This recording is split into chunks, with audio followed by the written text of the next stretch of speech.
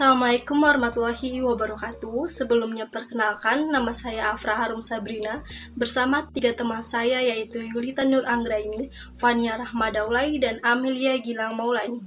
Universitas Dharma Persada, jurusan Manajemen, Fakultas Ekonomi. Kami dari kelompok 5 akan menjelaskan mengenai kemitraan dalam bisnis. Di slide pertama ini ada konsep kemitraan. Hal yang perlu diperhatikan oleh para mitra dibagi jadi 5. Yang pertama itu, para mitra harus bersedia melepaskan sebagian dari kebebasannya dalam posisi kekuasaannya demi kesempatan memperoleh keuntungan yang lebih besar. Lalu yang kedua, para mitra harus men-sharingkan secara sebanding baik investasi maupun keuntungannya. Yang ketiga, supplier perlu mengubah sikap dari sekadar mengusahakan kepuasan pembelinya menjadi lebih proaktif dalam memikirkan dan mengusahakan agar pembelinya lebih memiliki kemampuan bersaing melalui proyek bersama.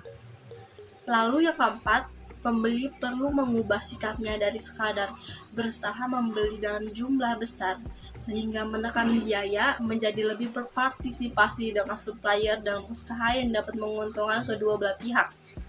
Dan yang kelima, tidak hanya investasi dan keuntungan yang dipikul bersama, tetapi juga biaya ekstra yang mungkin timbul dan jangan membebankan biaya tersebut pada salah satu pihak saja.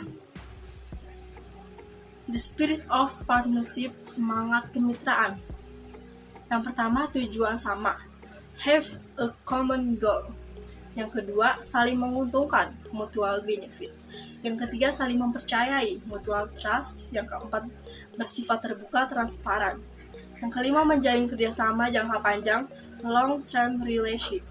Yang keenam, terus-menerus mengusahakan perbaikan dalam mutu dan biaya. Prinsip-prinsip kemitraan. Yang pertama, mempunyai tujuan yang sama. Tujuan dari semua perusahaan sebetulnya sama, yaitu dapat hidup dan berkembang. Yang kedua, saling menguntungkan. Saling menguntungkan adalah motivasi yang sangat kuat, bahkan mungkin yang terkuat bagi kedua belah pihak untuk melakukan dan melanjutkan kemitraan. Yang ketiga, saling mempercayai. Saling percaya tidak hanya pada kejujuran dan itikat baik, tetapi kapabilitas untuk memenuhi perjanjian dan kesepakatan bersama. Misalnya, pada ketepatan waktu pembayaran, waktu penyerahan, dan mutu barang. Yang keempat, bersifat terbuka. Transparansi dapat meningkatkan sikap saling mempercayai dan sebaliknya pula, saling mempercayai memerlukan saling keterbukaan. Yang kelima, mempunyai hubungan jangka panjang. Dua pihak yang merasa saling percaya, saling menguntungkan, dan mempunyai kepentingan yang sama, cenderung akan bekerja sama dalam waktu yang jangka panjang. Yang terakhir, yang keenam, yaitu perbaikan dalam mutu dan harga atau biaya. Prinsip dalam kemitraan adalah kedua belah pihak harus senantiasa meningkatkan mutu, efisiensi, biaya, dan harga barang atau jasa dimaksud. Jadi, perbaikan terus-menerus dalam mutu dan harga barang merupakan kepentingan dari kedua belah pihak. Penjelasan selanjutnya yaitu mulai dari dalam secara internal. Tantangan pertama yang harus ditaklukkan dalam program kemitraan bisnis adalah masalah internal, di mana yang pertama mulai dari dalam organisasi perusahaan, di mana kerjasama internal yang dimaksud tidak sekedar bekerjasama saling membantu, tetapi bersama-sama melihat proses perusahaan sebagai tanggung jawab bersama, sehingga perlu memikirkannya bersama demi kepentingan bersama pula. Ini berlawanan dengan memikirkan departemen masing-masing. Yang kedua, kemudian dari apa yang sudah dilaksanakan. Langkah selanjutnya adalah mengembangkan pengertian tentang kekuatan dari organisasi yang perlu dipertahankan. Poin pertama, kemampuan yang diperlukan untuk mencapai dan mempertahankan kemajuan lebih lanjut. Yang kedua, sumber daya yang diperlukan untuk mencapai kesuksesan. Yang ketiga, bagian-bagian yang kurang memberikan nilai tambah dan bagian-bagian yang memberikan nilai tambah yang besar. Berdasarkan Penjelasan sebelumnya dapat dilakukan juga dengan langkah-langkah. Yang pertama, melakukan realokasi sumber daya di mana yang diperlukan. Yang kedua, memilih proses mana yang perlu diubah dan proses mana yang perlu dipertahankan. Ketiga, yaitu berkembang ke arah hulu atau hilir. Jika secara internal kerjasama sudah dapat mengubah kebiasaan yang lama atau bekerja sendiri-sendiri ke tingkat kerjasama yang lebih tinggi, maka tiba masanya untuk meningkatkan kerjasama tersebut ke arah luar, baik ke hilir maupun ke hulu.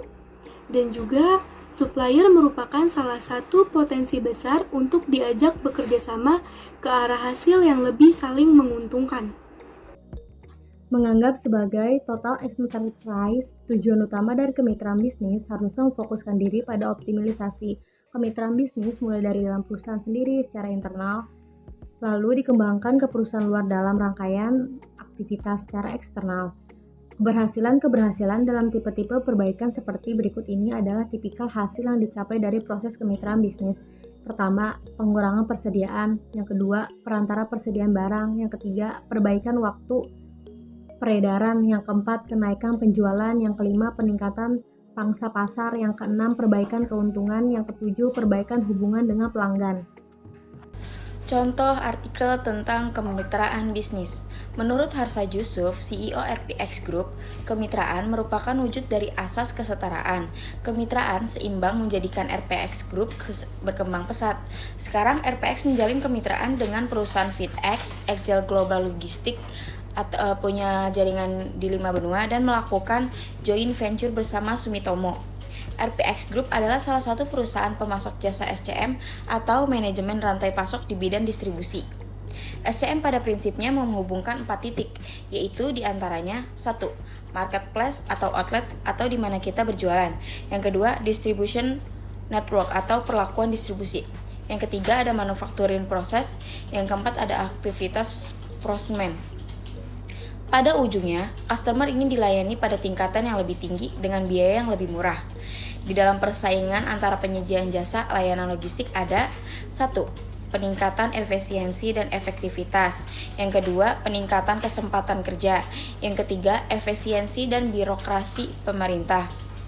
Di mana ujung dari semua ada pada penyediaan jasa layanan logistik adalah harga kepada konsumen menjadi lebih murah, dan semua itu juga memerlukan jaminan keamanan, kecepatan, dan tepat waktu. Terkadang perusahaan juga diharuskan berhubungan dengan beberapa penyediaan jasa. Misalnya, 1. Jasa pengemasan barang, 2. Jasa pengurusan perizinan, dan yang ketiga jasa pengiriman yang sudah dipilih. Sekian presentasi dari kelompok 5. Mohon maaf bila ada kesalahan kata. Kurang lebihnya mohon maaf. Wassalamualaikum warahmatullahi wabarakatuh.